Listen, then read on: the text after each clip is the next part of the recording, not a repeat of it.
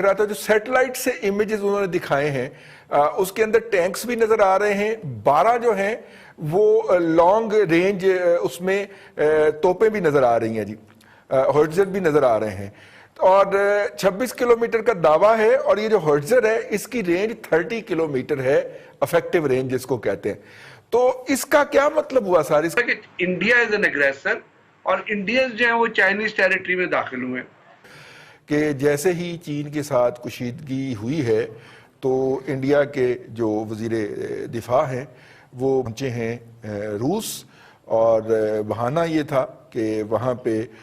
रूस का वो जो सालाना परेड शरेड होती है उनका सालाना दिन था, वहाँ पे पहुँचे हैं और उन्होंने फास्ट ट्रैक डिलीवरी की बात की। 12 जो थे वो सुखोई MK वो जो है तैयारा MK30 MKI और जो 22 जो हैं तकरीबन 21 जो हैं वो MiG-29 की उन्होंने फास्ट डिलीवरी की बात की। अगले साल के आखिर तक ये चीज़ें जो हैं यानी 2021 के नवंबर दिसंबर में हम आपको डिलीवरी दे सकते हैं। तो अब ये सिलसिला है जो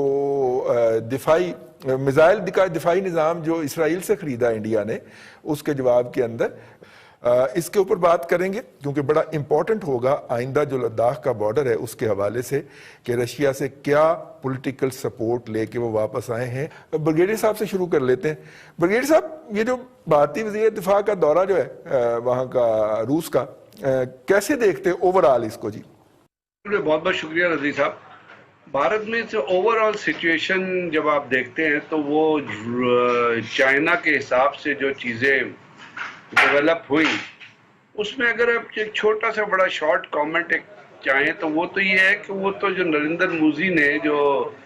स्पीच की अपना और पार्टी कॉन्फ्रेंस में या अपना असेंबली के अंदर, तो वहाँ तो उसने ये कह दिया कि जी कुछ हुआ ही नहीं है, चाइनीज हमारी टेरिटरी में आए ही नहीं है। तो इसका मतलब है फिर तो मुकदमे सारे खत्म हो गए। इसका तो मतलब है कि इंडिया इज एन एग्रेसर और इंडियंस जो है वो चाइनीज टेरिटरी में दाखिल हुए। अब जब इंडियन चाइनीज टेरिटरी उस टेरिटरी में नरेंद्र मोदी खुद कह रहा है, मैं नहीं कह रहा कि जी चाइनीज हमारी टेरिटरी में नहीं आए हैं, इसका मतलब इशू कोई नहीं। अगर इशू कोई नहीं है तो ये तीनों मुल्कों की कॉन्फ्रेंस हो रही थी जिसमें रशिया ने इनवाइट किया हुआ था चाइना को भी और इंडिया को भी, और उस इसी टाइम फ्रेमवर्क में जो इंडिया के डिफेंस मिनिस्टर है राजनाथ सिंह वो भी विजिट कर रहा था रशिया को। दूसरी बात उन्होंने कैटेगोरिकली ये कह दी कि हम जहाँ आ गए वहाँ आ गए हैं, हम वहाँ से एक कदम पीछे नहीं हिल रहे। वो चीज़ उन्होंने जो लेफ्टिनेंट जनरल हरिंदर सिंह की और जो कमांडर 14 कोर हैं उनकी और जो चाइनीज सेक्टर कमांडर की मुलाकात हुई थी उसमें भी उन्होंने यही कहा था कि जी हम ना कैंप पैकेट 4 को छोड़ रहे हैं, ना हम इलाके से एक जगह से मूव कर रहे हैं। हम गलवान वैली के अंदर वेस्टर्न रिजेस पे श्योक रिवर के साथ साथ जहाँ बैठे हुए हैं सड़क के ऊपर, हम वहाँ बैठे हुए हैं। तो ये तो किसी भी सूरत हाल से फिर जब चाइनीज डिफेंस मिनिस्टर भी नहीं मिल रहा, जो रशिया की कॉन्फ्रेंस हो रही है उसका भी कोई इफेक्ट नहीं आ रहा, चाइनीज वहां पे अपनी चीजों को जिस तरह होती, तो फिर वो ठीक कह रहे हैं ना, वो तो इखलाकी तौर पे भी ठीक है और कानूनी तौर पे भी ठीक है क्योंकि इंडिया का प्राइम मिनिस्टर खुद डिनाई कर रहा है कि चाइनीज हमारी इलाके में नहीं आए हैं। तो ये मसला जहाँ पे खड़ा हुआ है वहाँ पे चाइनीज ने अपनी इंटेंशंस क्लियर कर दी हैं और अभी जो लेटेस्ट रिपोर्ट्स आ रही हैं उसके मुताबिक तो वहाँ पे उनकी एडिशनल ट्रुप्स मूवमेंट हो रही है और वो ट्रुप्स मूवमेंट उसी रिलेटिव तरीके से है जिस तरीके से इंडिया ने दौलत बेग के अंदर जो एक ब्रिगेड जो बटालियन साइज जो एक कैंप था उसको ब्रिगेड लेवल पे डेवलप करके उसको वो इंटरकनेक्टिविटी दे रहे थे। क्योंकि जब अमित शाह ने आके इंडियन कांग्रेस में कहा, इंडियन असेंबली में कहा कि हम अक्सी चिन्ह हर हालत में लेके रहेंगे, तो अक्सी चिन्ह पे तो चाइनीज इस वक्त बैठे हुए हैं ना। सो यहाँ पे जब आप दौलत बेग में दौलत बेग ओल्डी पे जब बेस बनाते हैं इसका मतलब है यू आर एंटरिंग और उसको इंटरनल कनेक्टिविटी देते हैं, तो इसका मतलब है आप अक्सी चिन्ह की तरफ भी जाना चाहते हैं। कराकोरम पास वहां से 18 किलोमीटर बनता है, तो इसका मतलब है कि आप उस तरफ भी एडवांस करना चाहते हैं।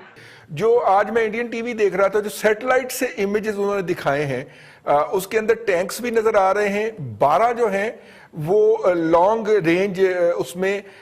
तोपें भी नजर आ रही हैं जी, होवित्जर भी नजर आ रहे हैं और 26 किलोमीटर का दावा है और ये जो होवित्जर है इसकी रेंज 30 किलोमीटर है, इफेक्टिव रेंज जिसको कहते हैं। तो इसका क्या मतलब हुआ सर? इसको याद होगा उसके फुटेजेस टीवी पे भी रिलीज हुए थे, मीडिया पे भी रिलीज हुए थे اور وہ جو ایکسرسائز انہوں نے کیا وہاں انہوں نے آپ نے جو اپنی long range artillery, short range artillery, اور اس کو انہوں نے پھر ڈف ٹیل کیا ہے ہیلی کاپٹرز اور اپنی ایئر فورس کی موومنٹ کے ساتھ دی، اور وہ انہوں نے ایکسرسائز جو ہے وہ ہر ایک کو بتا کے وہاں پہ کیا ہے۔ دوسری جو چیز آپ کر رہے ہیں وہاں پہ وہ جس جگہ تک آگے ہے نا وہ بنتا ہے مطلب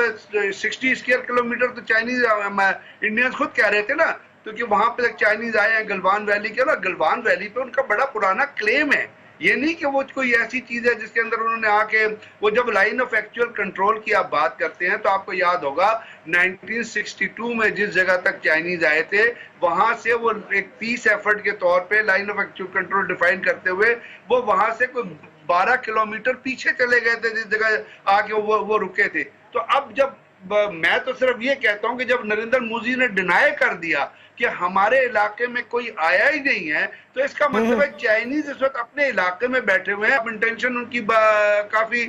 سامنے کھل کے آ گئی ہے کہ وہ ایک چیز کو دیکھتے ہیں جو سی پیک کے اوپر بھی افیکٹ کر رہی ہے، نیپال کے اوپر بھی افیکٹ کر رہی ہے، ریجنل کنٹریز کے اوپر افیکٹ کر رہی ہے، اور جب یہ کہتا ہے کہ جب ہم نے آکسیجن لینا ہے تو وہ ان کے اوپر ڈائریکٹلی افیکٹ کر رہی ہے، تو وہ کیوں وہاں رکیں گے، وہ تو آگے بڑھنا چاہیں گے وہاں سے۔ کہ کیا انڈیا کی موجودہ قیادت جو ہے وہ وہاں تک بینڈ ہونا افورڈ کر سکتی ہے پولیٹیکل فرنٹ کے اوپر، جب انہوں نے 57 انچ کی چھاتی کہہ کے اور لوگوں کو پمپ کر رکھا ہو، اور وہاں پہ وہ جو اینکر ہیں اور میڈیا جو ہے ارناب گوسوامی جیسے،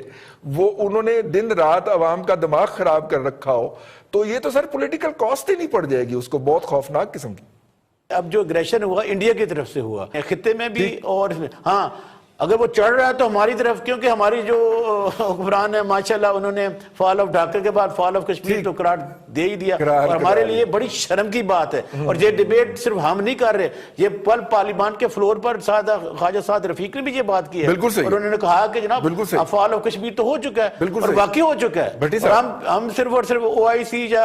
اب ہمارے وزیر خارجہ، ایک آخری بات، ہمارے وزیر خارجہ صاحب کہہ رہے ہیں کہ جناب کورونا کی وجہ سے میں تو کہیں جا نہیں رہا، میرے تو کوئی رول نہیں رہا، اب جو ہے نا میں اتحادیوں کے ساتھ بات چیت کروں گا۔ یہ تو ہماری حکومت کا حال ہے، شرم کی بات ہے۔ بٹی صاحب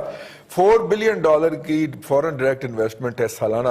$4 بلین سے پلس ہی ہوتی ہے چائنا کی انڈیا کے اندر، اور 5 وہاں پہ جی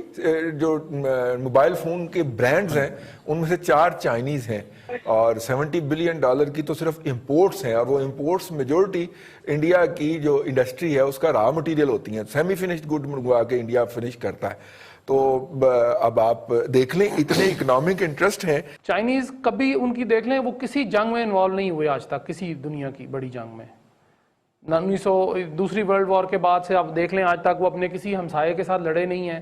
کسی کے ساتھ اس کو شکایت نہیں ہوئی ہے، چھوٹا موٹا اگر کہیں ہو گیا، لیکن انڈیا نے اس دفعہ کوشش یہ کی کہ وہ چائنا کو شاید دبا لے گا۔ اس نے کہا کہ ہم دیکھ لیتے ہیں، چونکہ وہ جو بپن راوت صاحب ہیں، جنرل صاحب جو ہیں، وہ پتہ نہیں کدھر جنرلی کر کے آئے ہیں، مجھے تو سمجھ نہیں آئی ان کی آج تک یہ بات